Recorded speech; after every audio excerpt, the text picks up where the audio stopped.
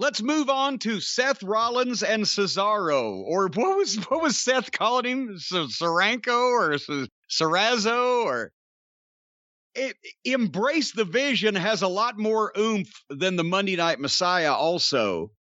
But anyway, we knew this was going to be a good match. And there are a couple things that maybe they even got going a little too far, but Cesaro, he looks a little bit lighter, but he's in great shape. We know he can work. He's strong as a bull. The people love the swing. Thankfully, they finally, gave him some limelight here, some spotlight here. I don't know why it's taken so long. But these guys know each other, and also they're both athletic and they want to work. And I mean, Seth did the leap to the top that he does so well in the superplex, and then why he picks a guy up and gives him a Falcon Arrow after that great looking superplex, I have no idea. But those are little things in the scheme of things. It's one of those things that if he was in Ring of Honor, I'd say keep the first part, don't do the second part, because then you've just killed your first part. But they had a nice match, and Cesaro's got a bad arm for a lot of it, so he can't get the swing. Even tries to get it at one point, only gets 9 revolutions. Those uppercuts are nice. That corkscrew splash that Rollins did, at least he landed it perfectly. I don't really know why that the corkscrew would land with more weight than the frog splash. Since it's the same thing coming off the same fucking distance, but it was pretty and he didn't fuck it up, so I'll buy it. I noticed Cesaro has great facials when he's selling pain. They did a big, nice false finish when Rollins hit him with the pedigree, but then Cesaro countered the curb stomp into an uppercut and airplane spin and he does that thing with the airplane spin with no hands. I mean, he's a freak.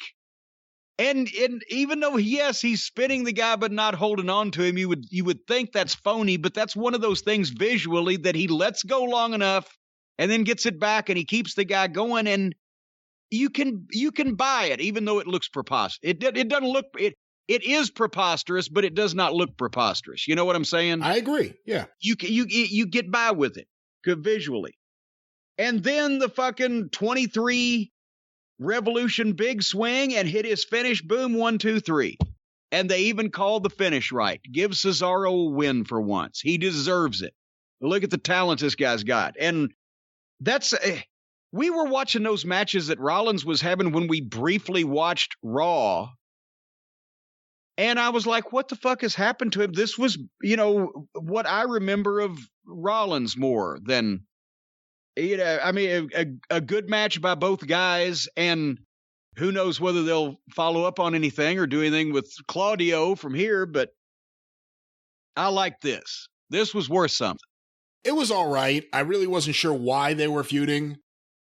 They put up a video, but I just didn't pay too much attention. I had no idea. Well, I didn't say it had the goddamn backstory of Funk and Briscoe behind it now. I'm just talking about the match. It was okay. But to your earlier point about Rollins and our last time watching him, it is interesting that coming out of the Shield, he's the least interesting guy now out of those 3 guys. Like, there has to be something better to do with him. I don't know why they... at least in ring.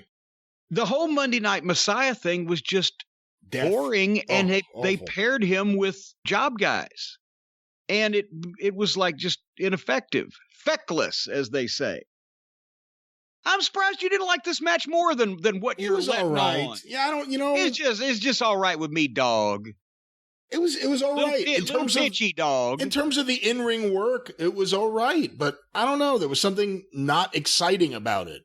It was just a match. Despite there being 2 really talented in-ring guys, it was just a match.